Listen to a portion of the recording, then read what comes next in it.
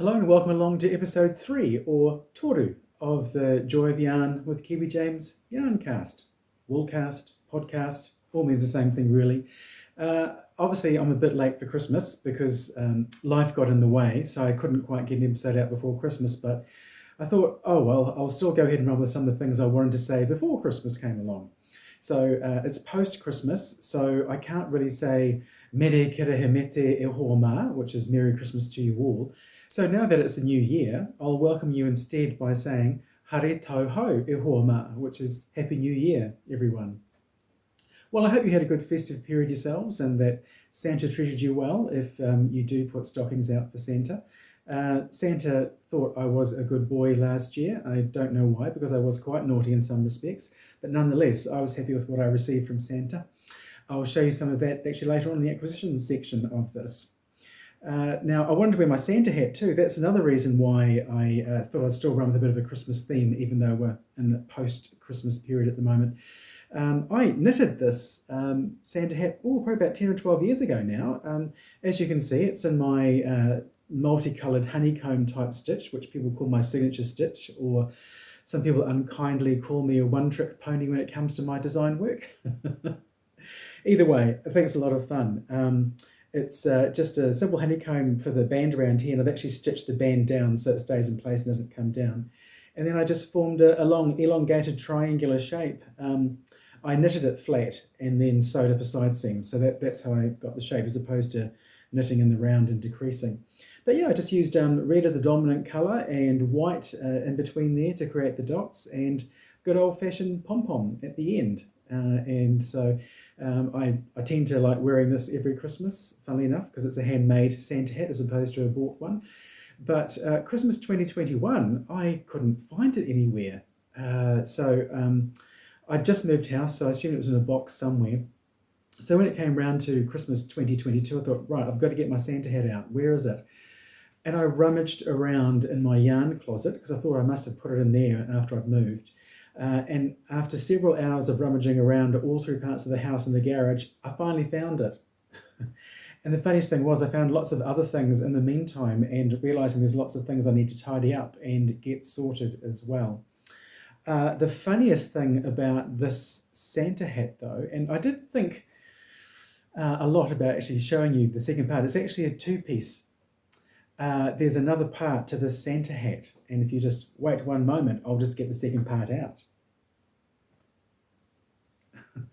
Several years ago on Ravelry, I took part in a couple of jock swaps, which is where you knitted or designed and knitted a jock strap for someone you are paired up. It's just a standard swap thing where you match up with someone, you make them something, they make you something.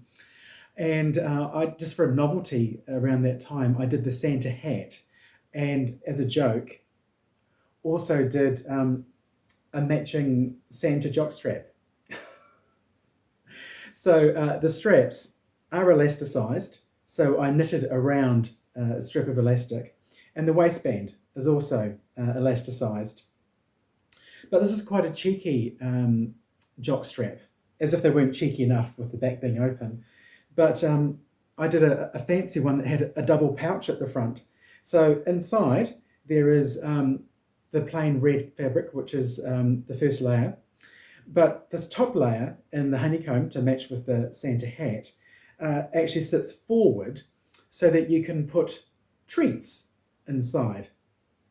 So I jokingly put some candy canes and Christmas candy and chocolate in it once, and yes, it's quite funny.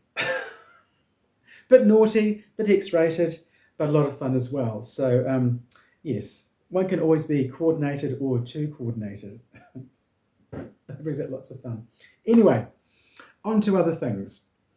As I said, when I was rummaging around to find the Santa hat, I found lots of other things. So really we'll go on to what's on the needles, because I found some things that I'd abandoned that I'd completely forgotten about when I was rummaging around.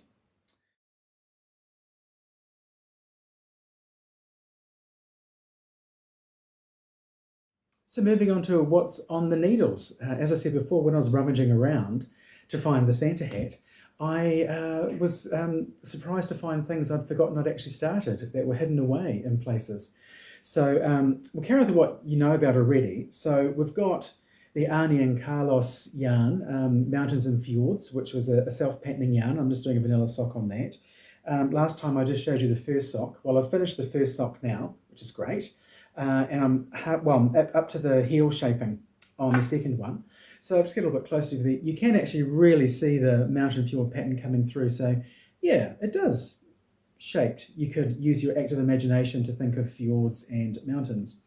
So perhaps when it's finished, I'll have to take a photograph of myself wearing them on a mountaintop because there are no fjords close by to where I live. I'd have to go down to the South Island or do a trip to Norway, which would take a bit of planning. But so that's on the needle. Now, previously on the needles, I've talked about the kilt hose that I was working on. I've actually taken those off the needles, I've frogged them back, and I've put the yarn back into my stash, for the reason being that when I found other items I've been working on, I kind of thought, well, they'll be a higher priority. And those kilt hose and that particular yarn, I think they can be banished to where they have been banished to, which is the yarn cupboard, where things go to get lost. Other things that I found. Now, look at this bag. Isn't this thoroughly festive? My friend Cherie made this actually for me. When I lived down in Dunedin, we had a group of knitters and crocheters and crafters, and we can treat a bit like a study group. We would meet once a month and we would have a session learning a new technique or skill, and sometimes we would just do things together. One year we all ordered yarn to try and replicate, well, not to replicate, but to see how we would each treat a pattern differently, colour-wise. And what it was we had this colour graph. Can you really see that? And what it was for a pair of fingerless mitts. And the pattern itself was by Julie Williams, and it was just called Fair Isle Cuffs. And we did a bulk order from Jamieson's, and we were going to knit through and just independently do the knits and then get together and see what everybody's knits looked like. Well, in the midst of doing that, all sorts of chaos happened in the world, and our study group ended. And I found that I had the problem of, when I was ordering the yarn, I was looking from a colour chart that just had a little strand of each of the yarns. And I got very excited by the names of the colours more than the actual colours themselves. So the colours I chose, I don't think were going to work very well together, or I may have started and didn't like what I was doing, so I stopped. But it was using 5 colours. And so we ordered them from Jamieson's in Shetland. So I got that nice little sun-dried tomato colour. I went for a beautiful deep green colour. It's called dark green. And this sun-dried tomato is actually simply called red, even though it's such a pale colour. Mauve. And the yellow one, I don't remember what it was called now. And I had a mid-green as well. So I just thought individually they looked beautiful, but then put them together, I don't think they were going to quite achieve what I wanted them to. So for some reason, I didn't go ahead and do it. But looking back at that graph again, the interesting thing is, with any colour chart, unless you want to be exactly the same, it just gives you lots of options. So you can see how the pattern is meant to go, and then you just choose different colours or alternate them in a different way. It's all about having fun and experimenting. So if that's what the finished ones look like, I'm thinking perhaps I should just set some time aside. It's only a pair of cuffs. It won't take that long. So I might actually just buckle down and get these done once and for all, and just play around with laying colour against colour again to see how it all fits out. So I was really happy to find those again, and it was the first time I'd actually had any of the Jamieson's Spindrift yarn to play with, and I'm disappointed I didn't actually play further. So we shall see what develops with that, but hopefully in the next podcast episode I will have some progress to show you on those. And then I found another bag. Actually, this is a beautiful bag. This is I got this from a friend in America. It's from a San Francisco store, well, across the way, a verb for keeping warm. And the print, it's on linen, the bag, and it looks like paisley, but really it's peacocks. So it's a paisley peacock print bag, and it's beautiful. So it was screen printed on there. And I love paisley because of my Scottish heritage. My ex-partner and I had a cat called Paisley as well, so that's linked there. And when I lived in Dunedin, a street that ran off my street was called Paisley Crescent. So Paisley's always been around. Now, I can't believe I forgot about these because I was doing it for a set project a year or so ago, and I was playing around with some earth yarns, URTH. They brought out two specific colourways that were animal print. So we had this tiger one, which was the beautiful orange with the browns, and there was a zebra stripe, obviously black and white.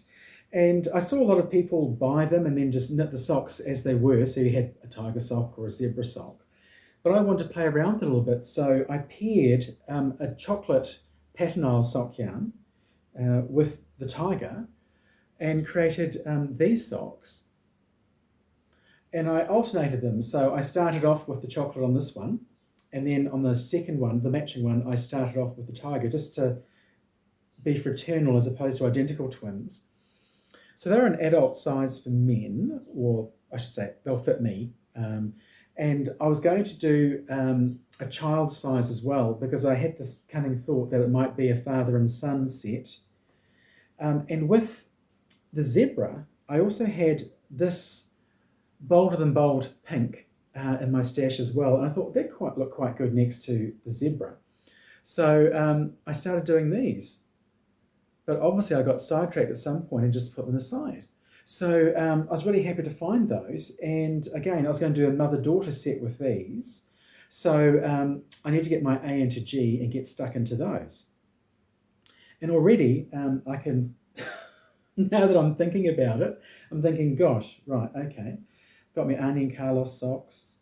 I've got the Jamieson Spindrift. I've now got the Earth Yarns. Oh, that pink is from Morag from Vintage Pearls. I'm not sure which one it was. The colourway was called Marie, M-A-R-E-E, and it's as hot a pink as you can probably get. So if I work on those and the mitts and Arne and Carlos, and of course there was another bag. This was a beautiful bag I got from friends when I moved away from the Wairarapa and moved down to Dunedin. It's really cute. It's all vintage woman looking very glamorous. And it's got sayings on here like, we'll always be best friends because you match my level of crazy. True. And fabulous ends in us. Coincidence? I think not. Now, in here was another swap project, which I knew I was running out of time, so I stopped and did something else instead for the timeline for the swap. And I never got back to finishing these off as a surprise additional swap. Beth Brown Rensel released this pattern a year or so ago, and I think John Crane helped with it as well. So it's Sanquois gloves, and so it's done like in Scotland for the Sanquois type pattern, and then in the individual squares that go across, it's just a simple sheep pattern. So it was interesting. Trying to knit these at night watching TV was not a good idea. This is the sort of thing I should have just been at the dining table with something on the radio in the background helping me go through it.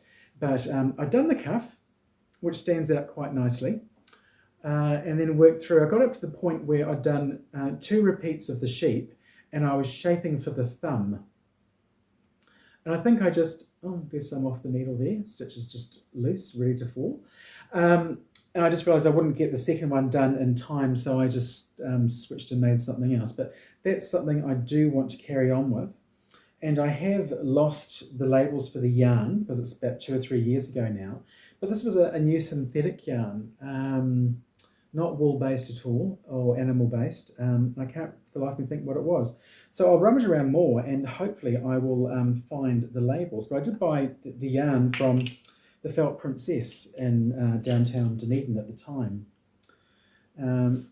So on the needles, I've actually got quite a bit, considering I also got rid of the kilt hose I was going to work on. So that should keep me busy for the next few weeks at least, until I get excited and start something else, because I did mention in the previous episode that I wanted to do the Bickle mittens and hat by Arne and Carlos as well. So we'll just have to see how we go.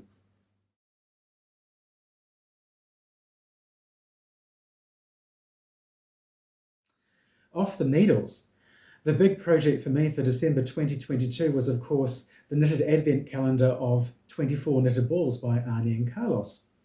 Now, each year, for quite a few years now, they release 24 new designs, and you buy them as one lot off the website. And I did that, and the goal is that you knit one a day, and you have one for each day of Advent.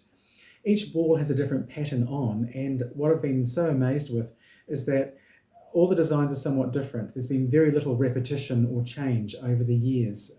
They've done a butterfly a couple of times, and they've played with ice skating a couple of times, but on the whole, the patterns are different every year, which is quite interesting. So in previous years, I've knitted a few of them, but not all of them for that year. So this year I thought, right, I'll actually try and do the whole lot. And here we have them. So what I'll do now is I'll just show you a quick photo montage of what it's like to knit one from start to finish.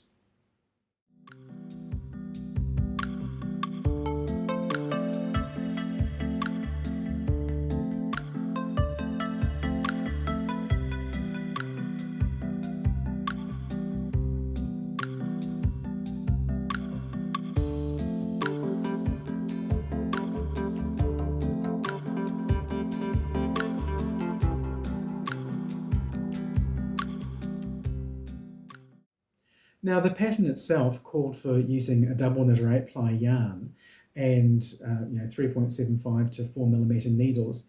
I did mine different this year. I actually wanted to make them smaller, so I opted to use a 2.5mm needle, and I actually chose the Zing needles, and the 2.5mm was red, which I thought was perfect for Christmas. So I used 2.5mm needles, and I used a 4-ply yarn. So it's a little bit thinner. So following the same stitch pattern, it means that it's going to be a slightly smaller ball. No matter how you stuff them, it's still going to be a smaller ball. And that's what I wanted. So I got all 24 done. I got the 24th done on Christmas Day, so I was running a little bit late. Each ball would take me about 4 hours or a little bit longer, depending on what I was doing. And I did find it was quite a commitment, because I try and walk 12,000 steps a day, so that normally takes me 2 hours. And when one of these balls was taking 4 hours to knit, and then other things in your life, especially lead up to Christmas, it was actually quite a lot. So if I choose to do the Advent calendar again in another year, I think I'll start knitting them as soon as the calendar is released, so I'm ahead of the game, so that I don't have to be stressed out at a time of the year when we shouldn't be stressed. Arne and Carlos, of course, they plan this well in advance, and they filmed different excerpts about them back in October, evidently. So yes, before they were even released to the public. So that was very clever. And what I tend to do is I knit them as the pattern says, but at the top you do a hanging loop, because they can go on the Christmas tree. I've got quite a few ones from previous years hanging on the Christmas tree this year. But I kind of thought their instructions for a crocheted hoop, hanging hoop that goes on the top. But I don't do crochet. I don't like crochet particularly. I know that a crochet hanging loop would be very quick to do, but instead I do I-cord. And so for what I just do a certain length, it's probably about 4 stitches in my I-cord, and then 60 repeats. And then it's probably the length I fold it in half. So it's about 15 centimetres. And then fold in half, it's 7.5 centimetres long when it hangs. And then one year I thought, well, I can't have them all looking the same all the time. So previously I just done them all as being plain white. And like this year, because green was the least used colour out of the 3, red, white, green, I chose to do my I-cords out of the green yarn, because I had enough of that. And so I decided, right, I'll do the hanging loops in the I-cord in the green yarn this year. That way I can identify them as being the 2022 knitted balls. I thought that'd be one way of doing it. And another year I can do red ones, or I can start doing stripes. And if I grab one off my tree from the side, this is one from a previous year, and if you can see it there, it looks like little hearts going up my I-cord. What I played around with one year and what I got to have happen was that I just had a strand of red yarn that I was using, and every 4 rounds I would just do one stitch in the same order going up, and a stitch facing the right way looks like a little heart. So it looked like hearts going up the side. I realized I couldn't do that all the way over though, because then the heart would be upside down and go down to the side. So I did my I-cord half the length I would normally do it, and then I did 2 of that length and then joined them together at the top and at the bottom. And that way I had the hearts going up both sides. So I thought that was interesting. That's just another way you can personalize things to make them a little bit different. And like I said, for me, because I've got so many of these knitted balls now, I came up with the idea that, if I do the hanging loop different each year, that's a quick way to identify which year the ball related to. So I'm quite proud that I got them all done. Some I really enjoyed, some I didn't at all. And I also experimented a bit too, because not every ball looks quite as round. I just used an old cushion insert, and I was using the fill that came out of that. And I was experimenting about when I would start putting the fill in as I was knitting them. And some are very well filled up, but if I left it too late in terms of only about 5 or 6 rounds left to knit on the ball, it was actually difficult to get the fill into the ball for it to then take on a nice round shape. It was a bit more easy. It's easy to play around with the filling when you haven't done as many rounds. But then the difference is that if you stuff it too much, it's quite difficult doing the last few rounds before you cast off and sew it up. I wonder, I might experiment another time if I just knit them flat and sew up a side seam at the end, if that would help me with the stuffing so they're more uniform. So some look more round than others, unfortunately, but I'll do some prodding of them, and obviously when I put them away in storage until next Christmas, they might get a bit flattened with too much stuff around them anyway. But there were some beautiful ones. I really enjoyed the clover one because, I don't know, just made my Irish ancestry start to sing. It's not quite a shamrock, but it looks a little bit like a shamrock if you want to do it that way. And I quite liked the use of red a bit more on some of them than others. I'm just trying to find what I was thinking of. So I loved this one just because it was more saturated colour. So on some the white is really dominant, but that one there, the red was lovely with it being in relief. And actually the first one of the year, which was the heart. Whoops, once it stopped spinning. I really did enjoy doing the heart as well. That was lovely. But yeah, it was a mission. It's all done. Pleased I got it done. Then just before Christmas, they announced they were releasing a 25th ball for this year, so you could go online and buy that one as well, and it was an ice skater. By doing all 24 last year before Christmas, I was over it. I didn't buy the 25th. I've got no intention of doing the 25th one. It was something nice that they did, I suppose, but no, I was a little bit past it by that stage. Now, the other thing I mentioned, though, is that because there were 24 balls, I was wondering how I was actually going to display them. And with the debate about real Christmas trees and fake Christmas trees, this is kind of like a fake Christmas tree, if you like.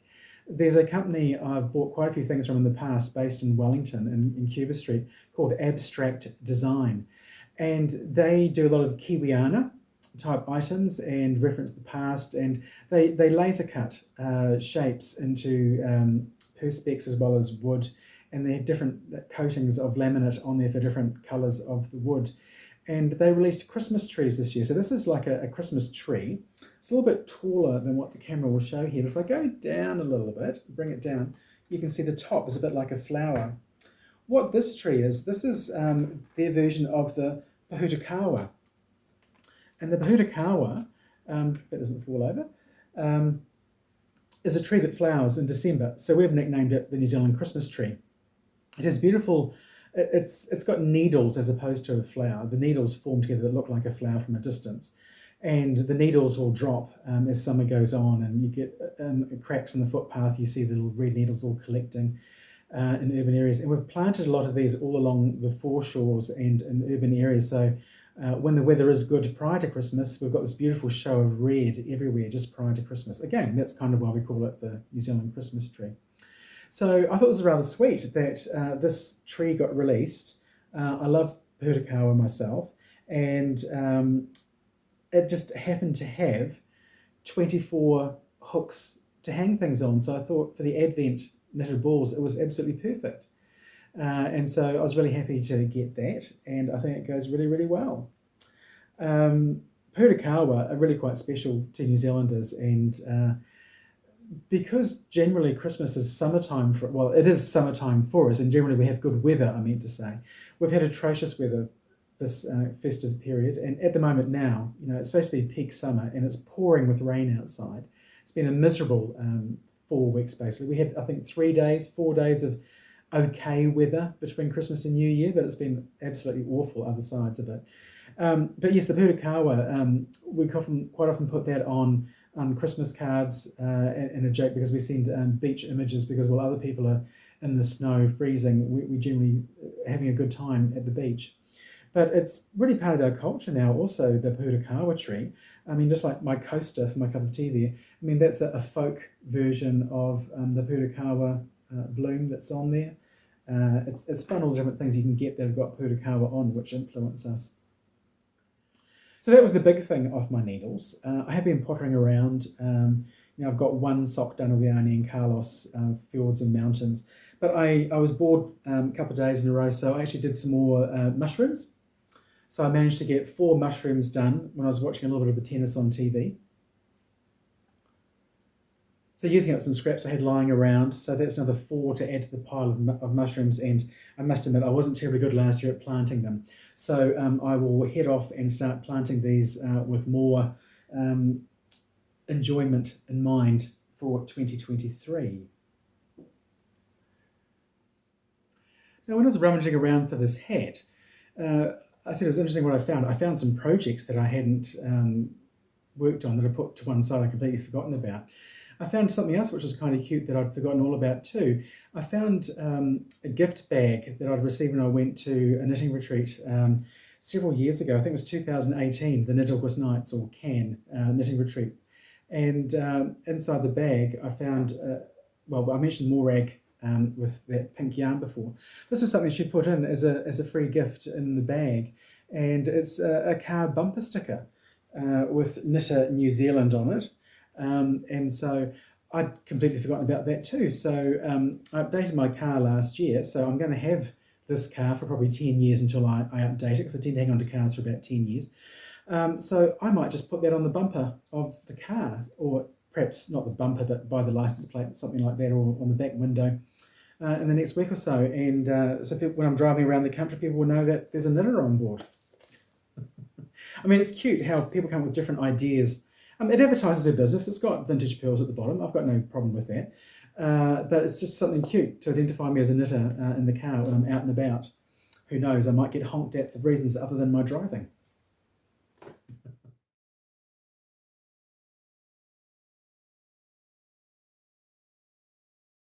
Tradition plays an important part for many people during the festive period. But I was thinking about traditions in relation to myself and my family when I was growing up, and we didn't really have a great deal that linked to any of our ethnicities. We were just pretty much a plain, bland Kiwi family that were into capitalism and enjoying all the treats that came with Christmas. Advent calendars for us back then was just the ones with cardboard filled with chocolate. So that we were more interested in the chocolate than the actual anything behind the lead up to Christmas per se. I've said previously that we were taught to be New Zealanders as opposed to Norwegians or Swedes or English or anything else like that. So therefore, we haven't really played upon any of the other than the mainstream Western traditions that you actually see. My parents both worked incredibly hard in the businesses that they had. They were self-employed, so Christmas time was still a very busy time with their work. So a lot of it was just the lead up to Christmas, and then Christmas Day itself was the one day that Mum and Dad had to relax before getting back into it. So when I was thinking about tradition, I was thinking how I have created traditions of my own over the last few years, and they're not related to religion or to any of my ethnicities, although I'm going to do more research in the next 11 months so that I'll have some new traditions for Christmas 2023 that will embrace my ethnic background. So I'll try and incorporate that. But I just want to mention a few things about traditions here and things that I've been doing, just for an idea of different sorts of things that you can do. And I'd like to hear afterwards too what traditions you might have that are particular to you and that you like to do. But for me, one of the things I've done lately is that my mother's name was Joy, and she's since passed away. It's almost 2 years now since she's passed away. But certainly 2 Christmases have gone since she passed away. And what I always liked as a child was that Mum's name would appear everywhere at Christmas time. You see lots of gift items with the word joy emblazoned across them at Christmas time. And the funny thing was that my former partner Ian, his father's name was Noel. So at Christmas time there was joy and there was Noel plastered everywhere. But what I've done is sort of like a tribute to my mother for the last 2 years is with my Christmas cards. I choose a Christmas card that's got her name on them. So the Christmas card I chose, I don't know if you can see it with the glittering light there, but the word joy is written in gold. And the really sweet thing also is that when I put that picture up of the Christmas card on social media, lots of people contacted me separately and they would send me images of where they'd seen the word joy around the place. And people had it up in glittering lights somewhere in festivals, and people were just coming across it in different places, and other Christmas cards where they'd seen the word joy. They sent me a picture, and that was really quite sweet too. It's also a way of keeping my mother alive in my mind at Christmas time as well, because she always loved Christmas. She was a big kid, really. She'd get very indulgent at Christmas time with stupid treats, but she loved Christmas so much. So for me, it's keeping her as a part of Christmas still, wherever I am. And linking to Mum's name too, it's funny, when I choose wrapping paper for my gifts each year, I try and link it to what's me. Now I've mentioned, the Pūtakawa tree is quite popular in New Zealand, and this year, one of my wrapping papers actually featured the Pūtakawa. So again, it's got the famous red needles, which from a distance look like a flower blooming, and that's quite sweet. So I like that, especially when I've got friends that are from overseas, because the tree is quite a novelty because they haven't seen that overseas before. But then, because I'm a knitter, I found one this year which I thought was really quite sweet. It's almost like a great Norwegian jersey. So it's got the Northern Star, or the Nordic Star, I should say, featured prominently. And sorry for the noise with that rustling. But I thought that was so sweet. To me, it was just like a knitted jersey, and I thought that was perfect for some presents that I wrapped up this year. And last but not least, after I'd done most of my wrapping of presents, I came across this at the supermarket when I was doing some shopping, and lo and behold, it's got joy written all over it. So not only, I then unwrapped some presents and rewrapped them with this paper. That's how silly it was, but that's how sweet it was. That I saw something with Mum's name on. I thought it was quite lovely. So I used that to wrap up some presents that were going to family members. So a way of acknowledging Mum and Christmas still with family members. So I've got a list of things that are traditions. So I was going to put them through. So that was the cards and the wrapping paper. Also, too, something I've started doing recently that some companies do. Because of the Advent calendar, which I mentioned as a child chocolate, I liked so much, I've got a grown-up Advent calendar that I've done for the past couple of years, and it's actually tea. I came across one in a small packet in a supermarket a couple of years ago, and I think the brand was Clipper, and it had 24 tea bags, so one for each of the 24 days leading up to the 25th of December, and each was a different type of tea. Some were themed. Some were just like a plain black tea, but they might have had something extra in, like they might have put some ginger in or some caramel just to flavour it so it seemed a bit more in theme.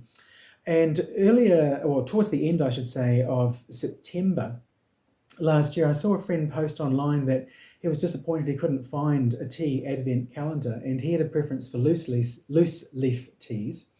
So I Googled and I came up with one. So I bought it and sent it off to him. And I then thought, oh, well, I'll get one for myself as well. But I went for the tea bag option. And so this year I got the T2 Advent calendar of teas. So it's a beautiful big box that it came in. And when you open it up, it gets bigger. And it gets bigger again. And so there were 24 windows, randomly assorted with the numbers. And behind each window was a tea bag of different flavours. And what was sweet is that this was about, it's described in here as Sip the Future, 24 sips towards a brighter tomorrow.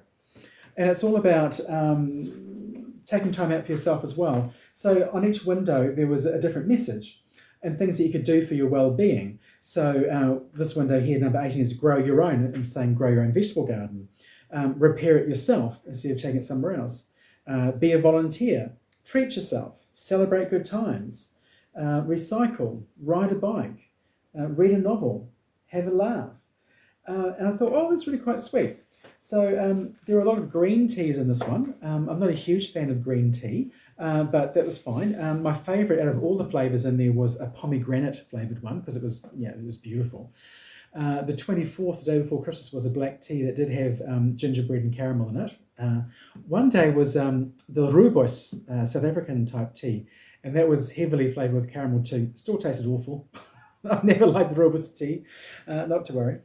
But I was thinking there's an awful lot of packaging with this, and that kind of annoyed me because I was thinking I can send it to be recycled, no problem at all. But it's just the issue I have with some recycling is that the energy that it takes to recycle something, I think is detrimental and defeats the purpose.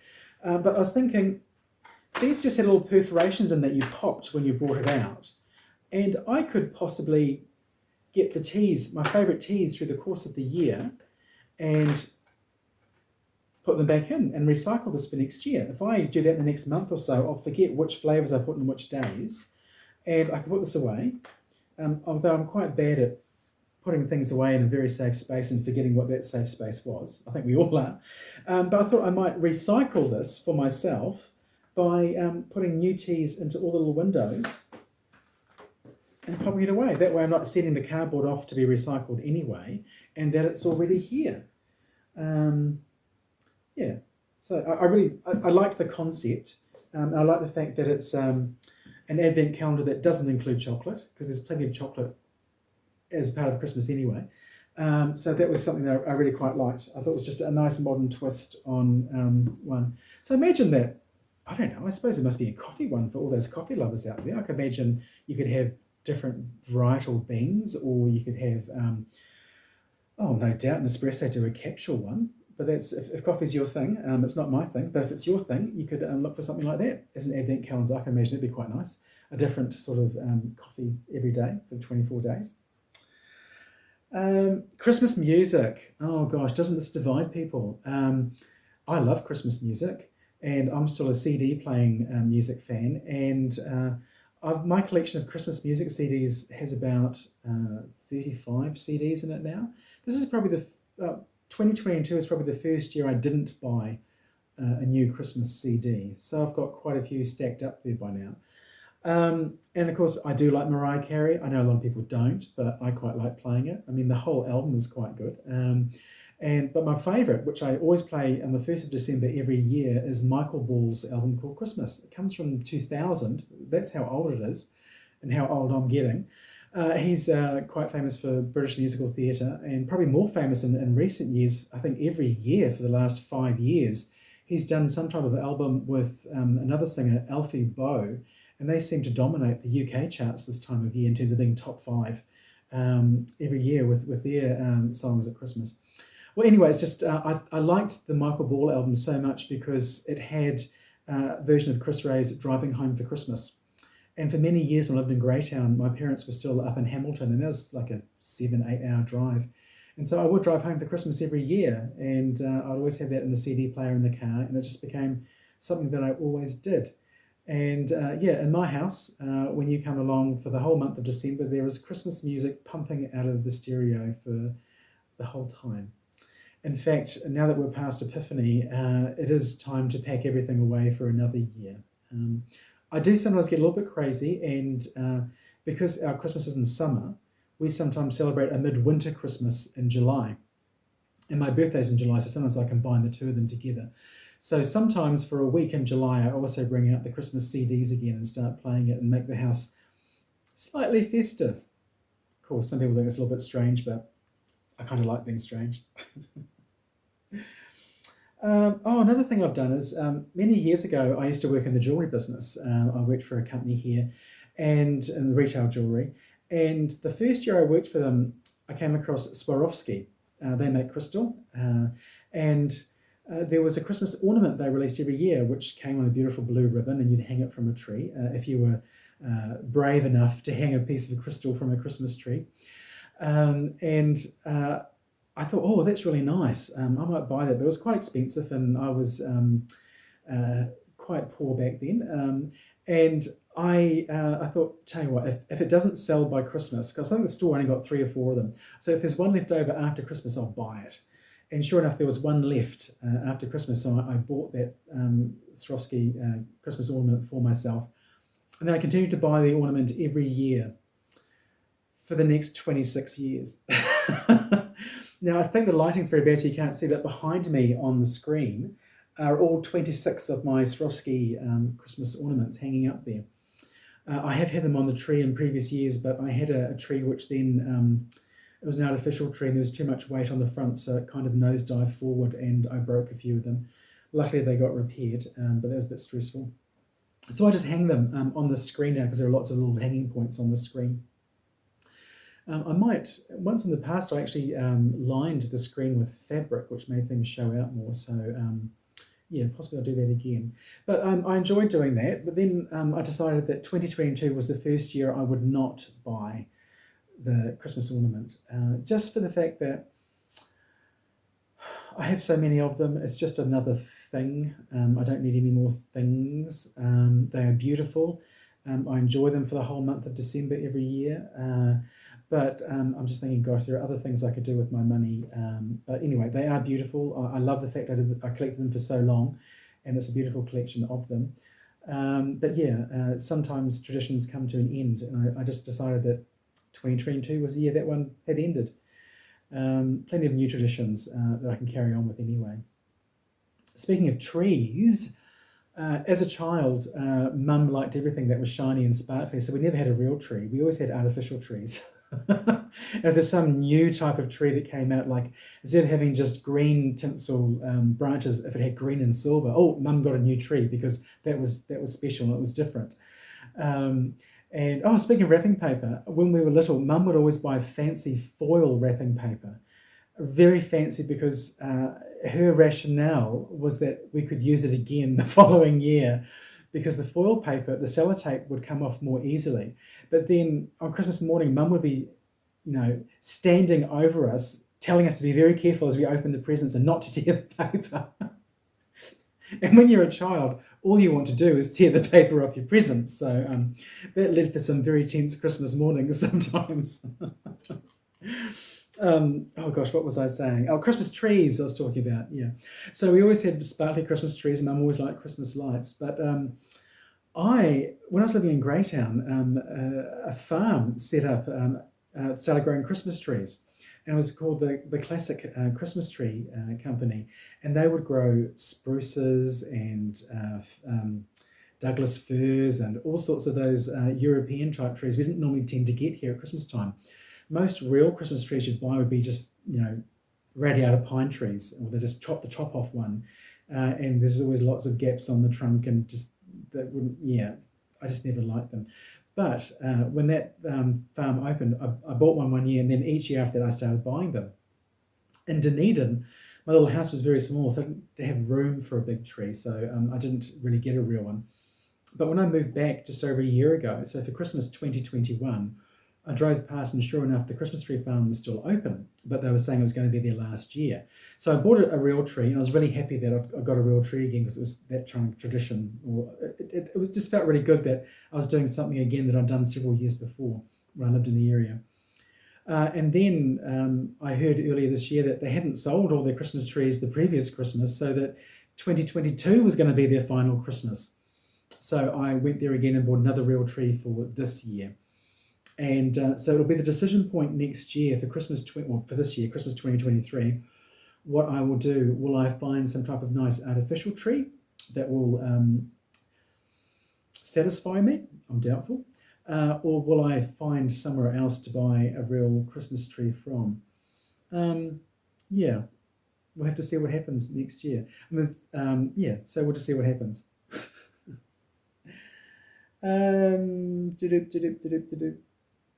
Well, presents under the tree. I imagine that when you have a big family gathering, there are lots of young children around who always love Christmas. And my experience has been that quite often the young children are given the very important job of handing out the presents to the right person. Now, I've sometimes spent Christmas with my cousin Neville and his family, and they have two children. They're now 10 and 8, and they love handing out the presents. And I was just thinking a couple of years ago, well, it's just all too simple. It's school holidays around Christmas time, but they still need to use their brain. So I started a new tradition a couple of years ago where the names of the recipient of the present I wrote in code, and they had to crack the code to know who to give the present to. Aren't I a mean, nasty, great cousin? I suggested it in advance to their mother, and she thought it was a fantastic idea. So I went ahead and did it. It was really simple. I just, A became 1, B became 2, C became 3, etc., all the way through the alphabet. And it was really funny because they went running up to the tree, saw the presents that I'd wrapped, and they then just stopped dead because they didn't understand. I said, "Oh, is there a problem?" And I explained, "Oh, it's a secret code. You've got to work out how to do it." And Alex, who's 2 years older than his sister, went running to his bedroom and got a notepad and a pen and wrote down the alphabet and wrote the numbers. So then he started working it out. But then I didn't just put the Christian name of people, I put what their relation to me was. So I started off with cousin. Because I had a few cousins there, of course, 4 or 5 presents would start with the word cousin. So he'd have to go through quite a few letters until he got the first name of the first letter of the person's first name. Because he was clever, he clicked onto it very fast. And then he was doing it. And Zoe was a little bit, she was a little bit shy, didn't want to get too involved. But then when she was ready to give it a go, Alex just went over the top and said, "Oh no, that's for so-and-so, that's for so-and-so." She didn't really get a chance to do it. And I was visiting them earlier, before the end of 2022. And Alex is now very interested in all things German. So I thought, oh, okay, what I'll do is all the presents I'm giving, I'll split in half. So half will be for Alex to hand out and half will be for Zoe to hand out. And so what I did for Alex was that I wrote his code in German. So I've worked out a sheet for him, and I've got the numbers going down. And then I've got, 1, 2, 3, 4, 4, all the way down. So he will have to then, this will be a guide to help him work it out. And I've then got the letter of the alphabet it relates to on the side there as well. And for him, to make it a little bit tricky, I reversed it. So 1 is not A, 1 is Z, and 26 is A, just to reverse it around. So because he learnt how to do it last year, or the year before, I should say, he should be able to work it out and find this one. And for Zoe, I thought, well, at her age, we all learn the Maori numbers, or Te Reo Māori numbers. So I did hers in Te Reo Māori. So I've given her a little one too, and instead of a Christmas picture, I gave her a picture of iced unicorns. And hers was just a simple one. So 1 is A, and instead of just being 1, it's tahi. So it's like tahi rua toru wha rema. This episode was called Toru because it's the third one. 3 is Toru. And so, that was all set to go. Unfortunately, I didn't end up going down to Nelson to have Christmas with them in the end, but I am catching up with them towards the end of January, and I will still give them these and their presents to hand out to the few people that are there, and so they can do that. So I think that's something, perhaps that's, I could have been a school teacher, perhaps that's something you might like to do too with young ones, just to make them think a little bit more, or work through, or do something. I mean, like Alex was really proud of himself when he cracked the code in the first year and got it sorted. It was a little bit sad that he then went over the top of Zoe, so she didn't get a chance to enjoy doing it herself as well. But older sibling, younger sibling, that's kind of what happens sometimes. That's why I thought this year, if I separate them out so that half are for Zoe, for her to work on, and half are for Alex to work on, that should work out better. More traditions. Present, or tree ornament, I should say. I used to buy myself a different tree ornament each year. And for a while there, it was just a hand-stitched decoration that was of New Zealand native birds. There was a woman who was doing them, and they went through gift shops. I think she was contracting out to India, but they were beautiful fabrics and sequins all over these birds, and they really did look like the New Zealand native birds. And it gave a bit of extra shine and polish them, because the criticism of New Zealand native birds is that they're not quite as, they don't have as colourful a plumage as other birds, like especially Australian birds, with all their parrot families. But I went through those. But when I was on a holiday earlier in 2022, I was in Edinburgh, and I came across this wonderful decoration, which was my new one for the year. And it's, spinning around. It's a sheep playing the bagpipes. I just thought it was fantastic and had to get it. And on the back, it's just got tartan fabric. So it was really, really beautiful. And the funniest thing was, my friend Sarah, who I was in Edinburgh with, she lives in London. We'd both gone to this Christmas gift store together at the same time, but we were quite sneaky. We were hiding from each other when we bought things. And lo and behold, when I got my Christmas present from her this year, there was one of these in there as well. So I have two of them. So what I'll do is I'm going to keep the one that Sarah gave me, and the one I bought for myself I'm actually going to gift to a knitting friend for Christmas 2023. But that was my Christmas decoration for 2022. I thought it was just really, really sweet. And of course, for me, when you buy them like that, I've now got the memory of my trip with Sarah. So there's lots of memories when you look at the different items on the tree, and I think that's how traditions build up as well. It's when you associate memories with things also. So that's really, really sweet. And also too, while I mentioned it, with my gift parcel from Sarah, I also got a Liberty of London Christmas stocking, which was pretty spectacular. When Sarah and I then got back to London for a few days, Liberty hadn't opened their Christmas shop yet. We were a week too early. So obviously Sarah went back into the Liberty store after I'd left, and got that beautiful stocking for me. So I think it's the perfect size. I can cram a lot of gifts into that. Either Santa can put them in there for me, or I can use my credit card and Santa can pay me back. I like choosing what Santa gives me. Going through my list of other things that were there. Oh, Christmas baking, of course. Mum would always slave away in the kitchen for Christmas Day, and she didn't like other people in the kitchen with her at the same time, so it was difficult. So I would do baking ahead of time, and Mum used to make a lot of shortbread, and she would make it all through the year, but she would make her shortbread. So we used to think it was lovely because it was Mum's family, Hendersons, so that's Scottish link, and shortbread is synonymous with the Scots. And she would always make her shortbread and prick it with a fork, and it was just this unique shape. And with Mum gone now, I'm missing my regular supply of shortbread. So previously, one Christmas, probably about 17, 18 years ago, I was in a toy shop and came across some little cookie cutters that had Christmas themes on them. And I used to make just plain cookies or biscuits and do those for whoever I was working with at the time. People would see them, because it was a plain biscuit batter that I'd done, they would just think, oh, shortbread, but it wasn't. They were too thin. I mean, shortbread's relatively thick. But they still liked them. But then I kind of thought, oh, when I was unpacking things during the year, I came across these cutters again and thought, gosh, I should use them. And then I was thinking about Mum, and I thought, oh, shortbread. So I had bought a book when I was overseas, and it was the Irish Granny's Baking and Cookbook. And in it, there was a recipe for shortbread. So I thought, oh, I'll give this a go. So I actually made shortbread using these cookie cutters that I used to do just a basic biscuit batter out of.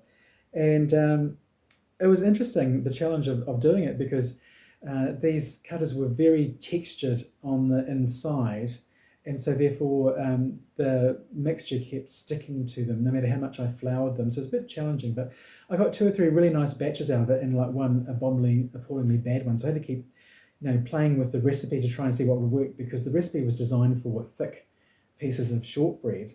And so making them thinner and getting the ratio right for, butter to caster sugar to flour, I had fun.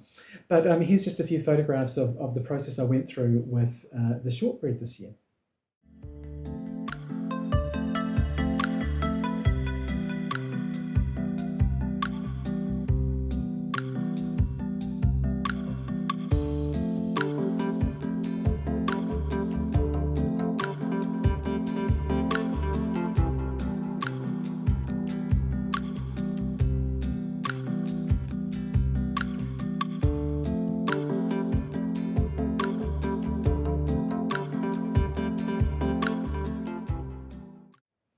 Now, everybody who tried the shortbread were very kind and said it was delicious. I quite liked it too. And I certainly like shortbread more than I do a plain cookie or biscuit batter.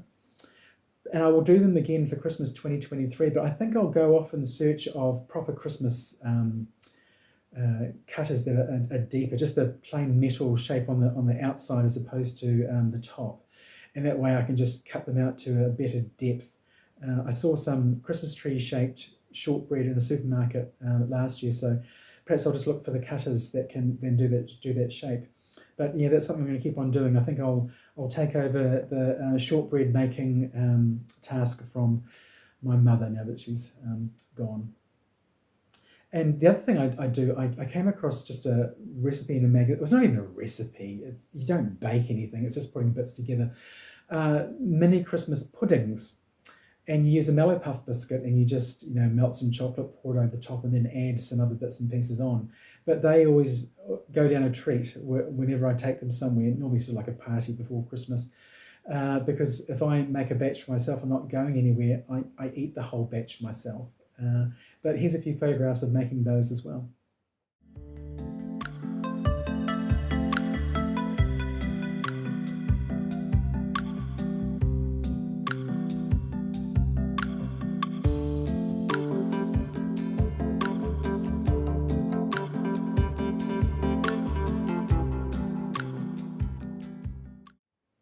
And as I said, it was making as opposed to baking. So I wonder what type of things you bake as a Christmas treat, either for yourself or for others. And the other thing I've always enjoyed is watching the Queen's message every year after the evening news. Being in New Zealand and the way their world time zones work, we're one of the first countries to actually see that message played out, because it plays later in the United Kingdom. And I was actually in Canada this year when Her Majesty passed away. So it was quite a strange feeling not being in my own home country when she passed, because it was a profound feeling of loss with her passing. I was in a Commonwealth country though, so that helped. Had I been in America, I don't know that there would have been the same kind of response in the media, or I would have been able to follow what was happening. But I was intrigued as to what would happen with the Queen gone. And of course, it just hit home to me the first time I was at a sports event, and instead of singing God Save the Queen, beforehand they sang God Save the King. Because of course we have a king now. My entire life it's only been Queen Elizabeth II, so it was a female monarch, so it was always the Queen. And likewise, it's not the Queen's message for 2022, it's the King's message. So I did sit down and watch the King's message after our news on Christmas Day, and followed the same tradition as his mother, and it was a good message. So again, it's just something I like to do every year. And with Christmas past, I'm not really one for New Year's resolutions, because I think you're just setting yourself up for a fail most of the time, and then you feel bad about yourself. So all things in moderation. But one thing I've started doing is that I don't stay up late for New Year's Eve. I'm middle-aged and boring. But I do wake up very early on New Year's Day, and I go to a local mountain. I like to climb up the mountain, or sometimes it's just drive up the mountain. It's a route there, and watch the sunrise. I did that on New Year's Day 2022, and it was beautiful. It was really, really lovely watching the sun rise up. And I went to the same mountaintop this year, and on the 1st of January 2023, and it was disappointing. It was a very cloudy day. It's just symptomatic of this bad weather that we've had at the moment. And I mean, it's raining now. You can probably hear rain in the background. But the cloud cover was just crazy. So didn't really see the sun rise. The sun was trying to shine, but it was just cloud everywhere. So I did take a photograph. So I'll just show you this photograph now of New Year's morning at 5:30 a.m.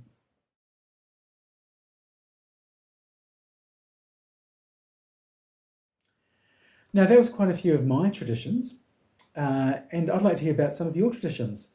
So, in the comments, please let me know what traditions you observe through the festive period. It may be religious, it may be just things that your family have always done, it might be things that you like to eat or do, or places you go to. Just make a comment there. And to make it fun, I thought I'd make it a competition. So up until the end of January, put your comments there as to what your favourite traditions are during the festive period. And it doesn't have to be a Christian tradition. It can be, if you're Jewish, put down your Jewish traditions as well, if that's what's special or important to you that time of year. And I thought I'd do a prize or a giveaway. So keeping with sort of like a Christmas theme, I've got these two yarns here, which are red and green, which are kind of like the festive colours, and they're more muted as opposed to bold, which I quite prefer muted colours. And this is from Happy Go Knitty. Now, she's my favourite Swedish Kiwi.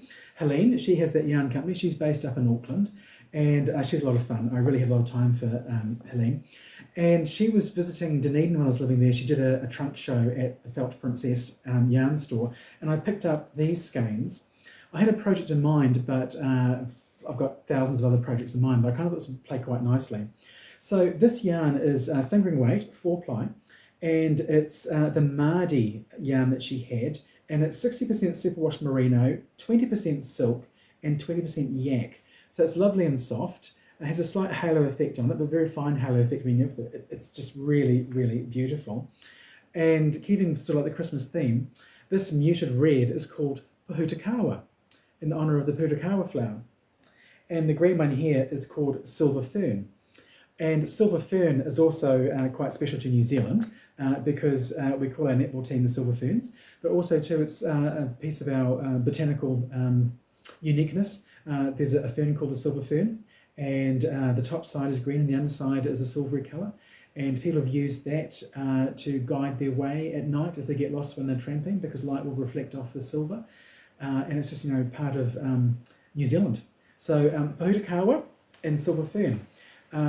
I will look through all the comments at the end of January, so 31 days of January. So on the 31st of January, New Zealand time, I will go through and look at all the traditions that you people have mentioned, and I will select one.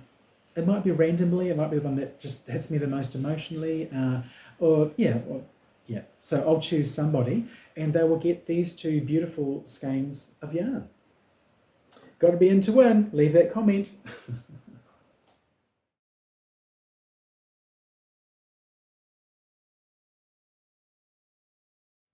On to acquisitions and adoptions. Well, because it's been Christmas, I've got a few things that I've got both as gifts that have been given to me and that I've bought for myself, because the first thing I do every year with my Christmas shopping is the first gift I buy for myself. Selfish, but that's what I do. And what I bought myself was this book here. Now, it's a book of poetry, poems. I think poetry is kind of the forgotten piece of literature for most people's lives these days. You get lots of fun poetry for children's, but not many people stick with poetry in adulthood in terms of going out and buying a book of poetry. This one here, I loved it because it was like themed around farm life, and it's called No Rising of the Sheep, and it's by Bill Bradford, and it's centered around farming life and when he was a shepherd. He's since moved on to be an activist and environmentalist as well, so they also linked his love of the animals and the environment. And also to a local sketch artist has also done little cartoon images all the way through it as well. So there are images of sheep and shepherds and having beer at the end of the day. And I just kind of thought that's something beautiful to add to my collection, because I'm guilty of buying lots of novels, and there are lots of, and I get stuck into crime dramas all the time, don't I? Both on TV and in reading. So I need to broaden my horizons more. And I mean, I always thought I was going to be a librarian at some point, professional librarian, because I'd been a school librarian and always loved books and worked for a bookstore as well at one point as well. So yeah, just a nice New Zealand link to poetry and something that appeals to me in some way. So I was really happy to get that for myself when I sought the local bookstore. Now, a friend of mine in Australia is totally smitten with this next item, and was desperately trying to get hold of the book long before it was published. But yeah, it got published towards the end of last year, and it's Lasse Matsberg. And he's your Nordic god with the long blonde hair and has the active lifestyle and all the rest. He's put out this book called Viking Knits, and it's 40 Scandinavian knits for men, women, and children. And I mean, he's a male knitter and designer, so that's really great. It stands out from the crowd a little bit for that reason. He's very Nordic looking in terms of the long blonde hair and the bushy beard, and you can see him being a Viking from days gone by. But what I do like is that a lot of books that say patterns for men, women, and children, there'll be a token 1 or 2 jerseys for men, and that's it. But no, virtually every pattern has got options all the way through for all the different sizes going through. And it is almost like a family lookbook of patterns and designs. I mean, there's a mat in there as well, and there's a hat, and there's a brioche scarf, and there's just lots of sweaters from shawl collars to a hoodie to traditional patterns. So I haven't had much time to go through it yet, but as I said in a previous episode, I want to start knitting patterns linking to my ethnicities. I definitely have Norwegian and Swedish in me, so I'll be knitting 1 or 2 items from this book to follow on what I was going to do in terms of my ethnicity and knitting from my ethnicities. So I'll let you know how that goes. I haven't got anything specifically planned to kick off with, but yeah, I'll need to do something. And this, my gosh, this book I might need to coat in plastic because I was drooling and dribbling when it arrived in the mail and I started going through it. Selbu patterns. Oh my word. It's almost like the Norwegian version of Sanqua. I showed you that Sanqua glove I started knitting before. Traditionally, it's like the navy blue or the black with white yarn, and it's these patterns that are all over. I think there's been a mitten book put out by the same author, Anne Bordsgaard. And honestly, for me, it was just looking at the pictures and just blowing my mind. What I mean by that is we have page after page, I don't know if you can see that way, of the graphs of all these Selbu patterns. And it's the same kind of thing. They always, that looks the same, looks the same. No, it doesn't look the same. It's different. There's something different with the stitches with all of them. And it just goes all the way through. They show images of old stockings knitted out of them from 100 or so years old. And so straight away I'm thinking, kilt hose, kilt hose, kilt hose. I'm going to do a pair of kilt hose following one of the stocking patterns. And it's just, there are photographs of people, and I thought this was really cute too. This is Tor Fjords knitting a sweater, and this is from 1947. So I'm thinking my mother was 1 year old, and 1 year old, and what he's knitting something with a zipper, because a zipper was the flash modern thing at the time. I'm thinking, gosh. Zippers are so commonplace. What's a pair of trousers without a zipper? Yeah, so lots of pictures of men and women knitting in here, and modern interpretations too. Like there was this page here where they've been playing with colour also. So traditional patterns, but just applying colour. So this is going to be the most incredible resource book for myself. And yes, as I said, I'm going to do at least one pair of kilt hose. I'm planning a trip back to Europe in September of 2023. So the weather will be cold in the Highlands of Scotland when I go there. So I definitely want to have some type of amazing jersey to wear with one of these patterns as well. So definitely, possibly matching. Possibly kilt hose pattern matching the jersey pattern. See how that goes. Will it be the same colours? Will it be traditional? Will I go modern with lots of colour? Which kilt of mine will I take with me? I mean, just the possibilities are endless.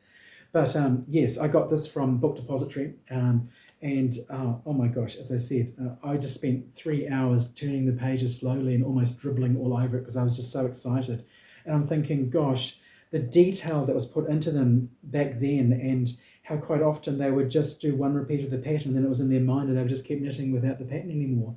Whereas I think these days, a lot of knitters, myself included, we get very focused on the pattern and have to have it in front of us. We don't trust ourselves to go off-piste to do it ourselves. So a phenomenal resource, and I may even end up buying the mitten version of the book as well, because I could easily see myself being totally coordinated with kilt hose, jersey, hat, and mittens. Who knows? It's all a little bit silly, but it's all fun at the same time, because one always needs about 1,000 projects in their queue, don't they? Right, the next thing, acquisition, is Morag from Vintage Pearls. I mentioned her earlier. She is a dyer based down in Dunedin. I knew Morag before I moved to Dunedin. I used to sell her product in my store and have my little store. And she does clubs every year at Christmas time. And there were 4 different ones that she offered. And they're all for visual inspiration, that they're based on something different. The original one that I wanted was a botanical one, but I was just too slow. You snooze, you lose. And that one was sold out. So I settled for what I thought was second best, but I'm really, really happy with it anyway. I haven't even opened the box yet. I've been waiting for this. I did watch Morag's unboxing video on Christmas Day and thought, oh gosh. So the box comes with Morag's logo on, Vintage Pearls, and a ball of yarn there, and it says yarny goodness within. And of course on the side there it says kia ora, which is hello. So it's nice when our packages talk to us. Oh, now it's sealed, and if you can see the blue sticker that it's sealed with, you can see that it's slightly floral. Well, that links to the inspiration for what's in here. And it was an artist, oops, Eduard Benedictus. So inside here is gorgeousness. So we get a card about Eduard Benedictus explaining his relevance to the art world and his fame and what he's all about.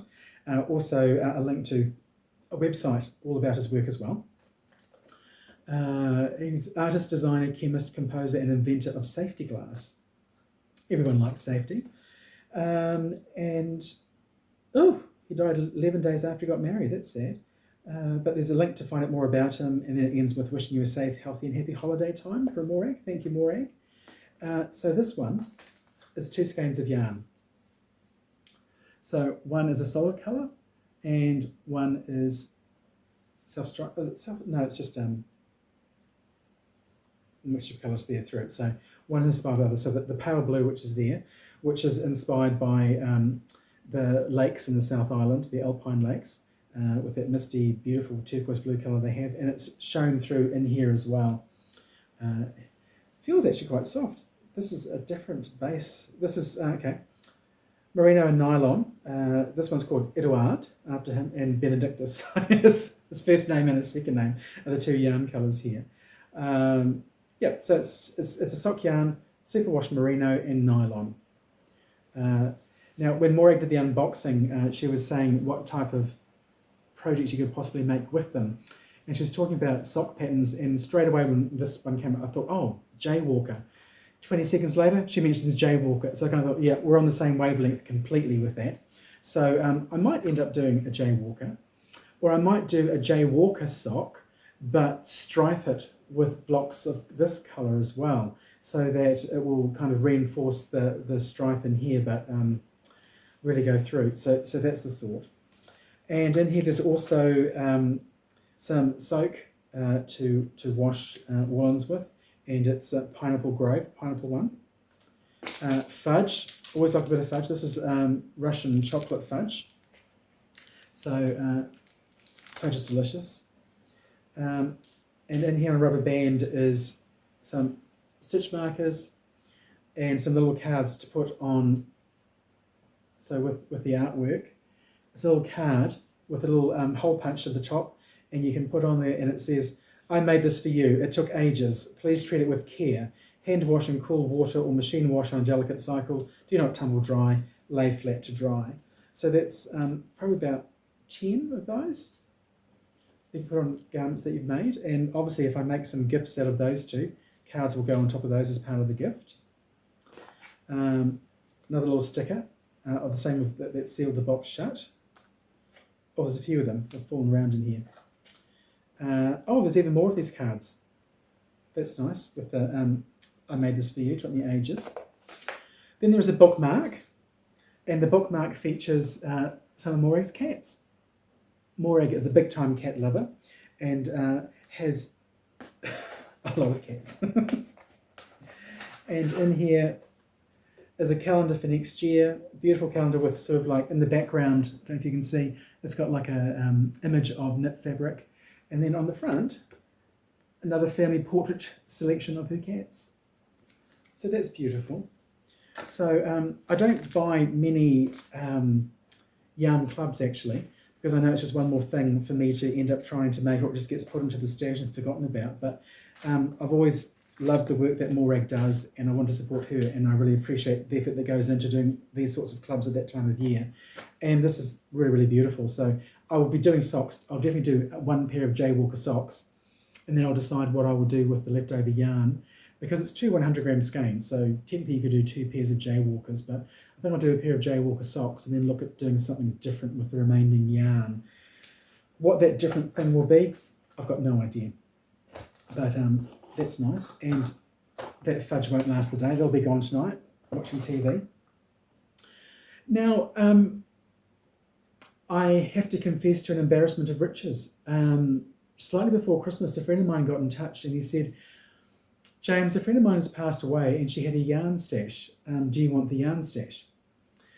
And my first response was, oh no, not someone else, because it's difficult sometimes. Sometimes the yarn stash is just all sorts of hodgepodge things, and you try and use it for charity knitting, or it's been moth-eaten, or it hasn't been cared for, or something like that. But my friend Mike said, there's a lot of it.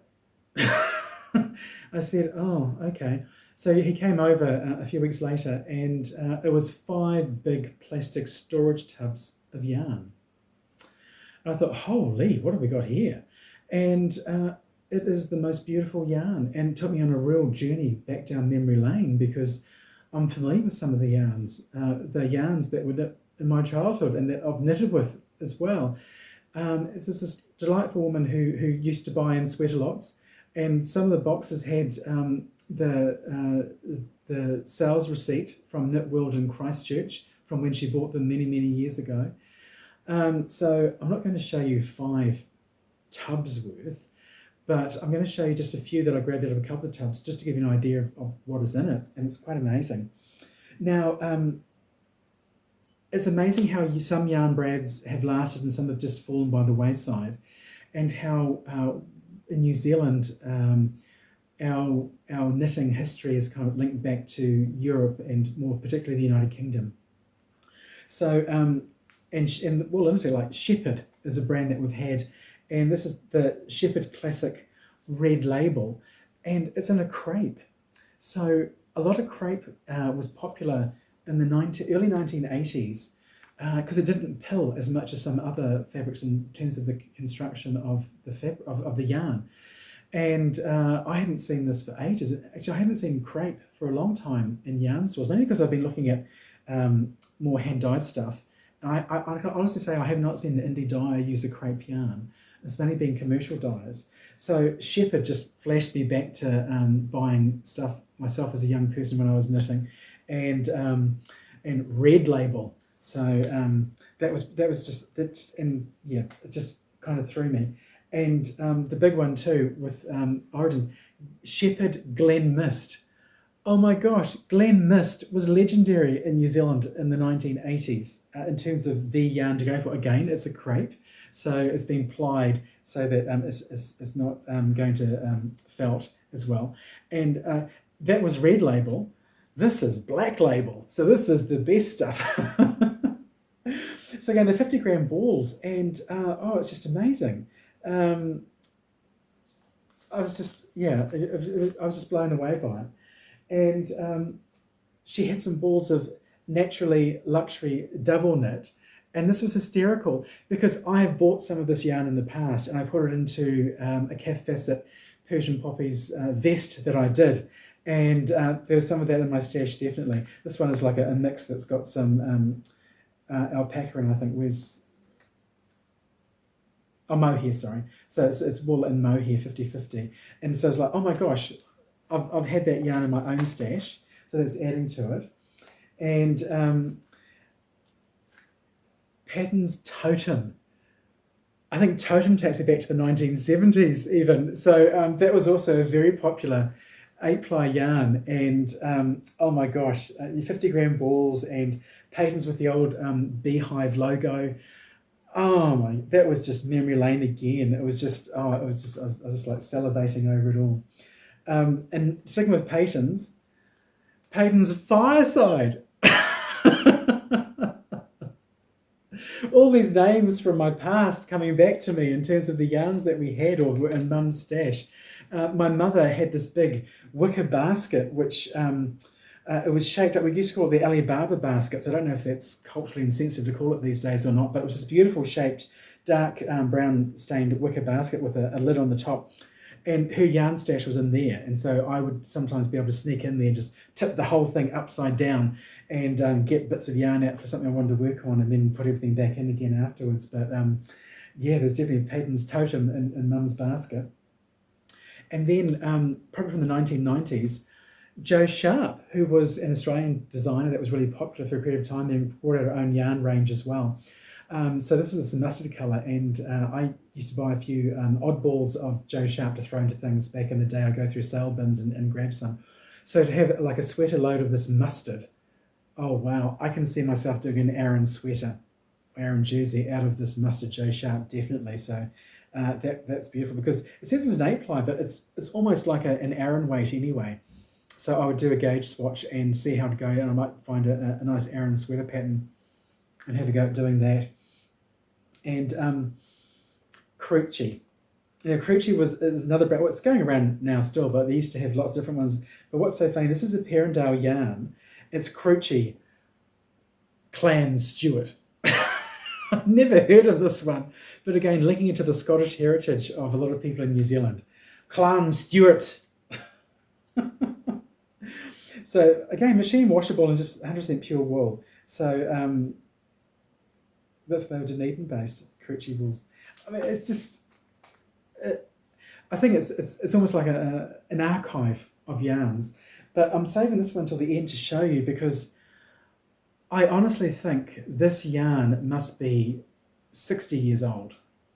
It is Serdar Majestic Knitting Wools, and it's 4-ply wool and made in England by Harrop Brothers, and in brackets, Serdar Wools from Wakefield. It's this salmon colour, and just like, look at the artwork on the label and stuff, and I have never seen that one before, but I've seen the label in some of my mother's really, really, really old pattern books. And so there's like about 20 balls of this, and it's a 4-ply, and it's very fine for a 4-ply actually. If I compare it to this here, oh, not too bad, but oh my gosh, this takes me back to when knitting patterns were very abbreviated and brief. So you had a printed sheet and everything was crammed on there in very small print. Was it like a one line at the bottom that sort of said printed in accordance with the War Office, I don't know, regulations or something? Because back in the Second World War, with limited resources and shortages, knitting patterns could still be printed because they're considered potentially essential, because patterns were sometimes for the war effort in terms of socks and other stuff. But knitting patterns carried on, and they were normally only on 1 or 2 sheets of sides and a very fine font to use less ink. And just a lot of it is like Elizabeth Zimmerman. You know how to do this. I don't need to spell it out for you every single letter. So therefore people thought more when they knitted, or perhaps people were more experienced with knitting, so they understood what things meant, so there was less need for other sorts of things. But yeah, this is from a time gone by, definitely. Now, I don't think salmon pink is my colour by any stretch of the imagination, so I don't know what I would do with this. But I do have an idea that I do have a little suitcase full of my mother's old knitting patterns that I haven't really gone through yet. I haven't quite felt emotionally strong enough for that. But I might trawl through that one day and look for a pattern that I could use this yarn for. So what's really sweet is that this woman was, obviously had a lifelong love of knitting. And when she passed away, a lot of this is like a record of what her tastes were and what was available to purchase at the time. So in some ways, I feel like a bit like a custodian of this yarn. So I'll do some good things with it. Obviously, a fair portion I will do for charity knitting and contribute that way with it. But I will certainly have enough yarn there to do something special for my friend Mike, who suggested I might like it, and a few things for myself. So I'm really looking forward to what happens with this stash. But honestly, that phrase "sable," stash accumulation beyond life expectancy, that is definitely the situation I've now found myself in, because I have 5 of these storage tubs of this yarn from this woman's estate. I now have 1 tub of my mother's yarn stash, which I kept after she passed away, and I have my own stash of things I've bought over the years, which covers a whole armoire, which I have, which used to be the television cabinet. That's got 4 drawers and all the space inside, as well as other bits and pieces around the place. So yes, I need to deal to some of this yarn big time and keep on knitting instead of putting things off. But there we go. Oh, another thing I got, I should mention. I talked about Purakawa being special to us, and I've got this beautiful Liberty Christmas stocking now. I've always been a fan of William Morris. Actually, my mug today is a William Morris print. This is called Black Seaweed. Beautiful William Morris print. I've always liked that arts and crafts movement from the period of time of the 20th century, and William Morris especially, and also Macintosh from Scotland. And when I was looking to get a calendar for myself for 2023, the local bookshop here I go to, Elmo's Bookstore, I did a double take because I saw this beautiful calendar, and for a minute I thought, oh, it's a William Morris calendar. No, it's not. It's a New Zealand calendar, and it's an artist called Tanya Wolfkamp, and it's called Wikitoria Tanga, which is basically the Maori version of saying Victoriana. And it's taken the approach of the arts and crafts movement, applying it to the New Zealand environment and doing the same kind of thing. So there, actually I should show the images inside, might be easier. It's done through a company who I know someone works there called Live Wires, and they take New Zealand artists, and instead of just like importing all their stock from overseas, they actually employ New Zealand artists to print cards and do calendars and notelets and all sorts of things like that. So obviously they've contracted this artist to create these ones and with this idea.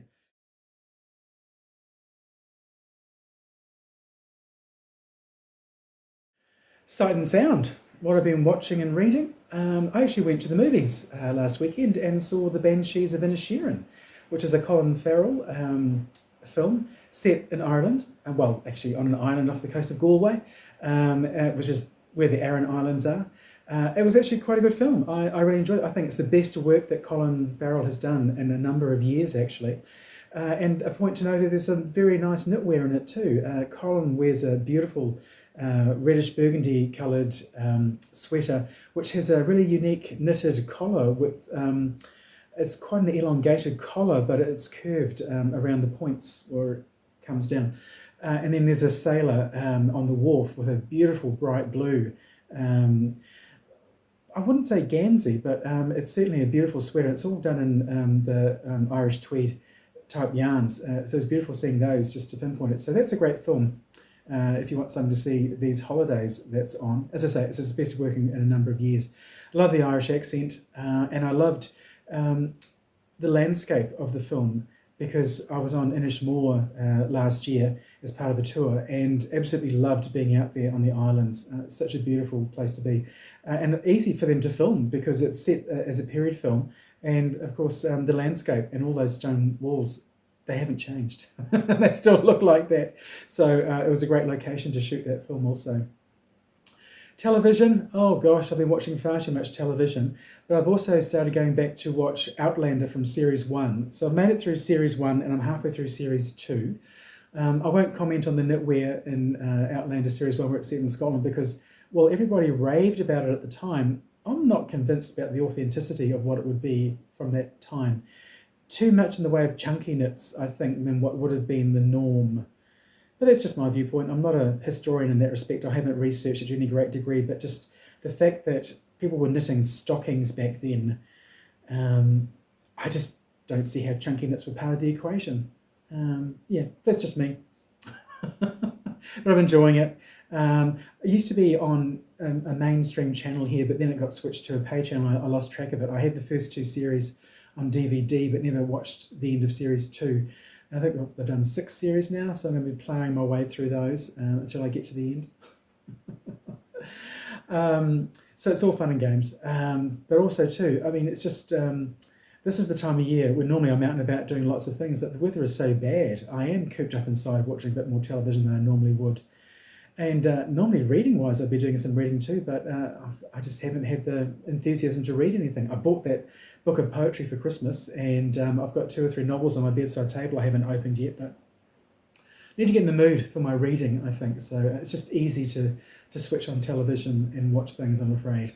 I didn't watch any Christmas movies. I stayed away from Christmas movies this year. I thought I'd keep that pretty plain. But yes, going through Outlander, I think I might start going through some other old shows as well. I've actually been, one of our channels we have here is called Jones, which shows old shows, and I've been watching The Gentle Touch, which was a police procedural from the UK, I think in the late 1970s. It was the first television show to have a woman in the lead and for the show to be centered around her. And that was hugely popular in New Zealand here back in the day. And it's quite funny watching it now because the scripts seem dreadful and the way of yeah, but it was groundbreaking at the time. So it was really, really good. And reality shows, there's one I'm watching, it's in Series 2. I kind of like these English reality elimination shows. So this one's called All That Glitters, and it's jewelers. So as they have a theme each week to do 2 different pieces, one's a schools one and one's a commission challenge. And so you've got these budding young jewelers making pieces of jewellery, and it's the different techniques they can use and how they interpret a brief. And at the end of each week, one person gets eliminated. That's quite intriguing. I like the English ones because they don't seem quite so brutal as some of the American ones. But that's just my take. I mean, it's all pretty much the same in terms of the Great British Bake Off, the Great Pottery Throwdown. There's Good with Wood is another great one as well, where it's woodworkers. That was a great last series also. I've gone off the music shows. The number of people that have been on The Voice now and the different various of Idols and all those shows. There have been so many contestants and so few ever make it, and it's really more about the people that are advertisers on the show or the judges' egos and their profiles as opposed to really finding stars anymore. So yeah, I much prefer other sorts of things. Another good one I've always liked is Blown Away, which is glass blowing. That's on Netflix. So that's an elimination type show too, where they've got glass artists. I think they've had 3 proper series and 1 Christmas special as well. That's a great thing to go back and watch if you haven't seen that as well. Well, that's it for this episode. Thank you so much for joining me. All the very, very best for 2023. I hope that all your crafting endeavours come to fruition, that you learn new skills, you're generous with your time with other people, that you have that 2023 is actually a great year for everybody. Lord knows that we need it after the last couple. If you liked it, click like. If you want to subscribe, click subscribe, and you get notified of any new episodes as they get uploaded onto YouTube. If you think other people might like it, feel free to share the link as well. In the meantime, happy crafting, and as I said before, have a wonderful 2023. Bye.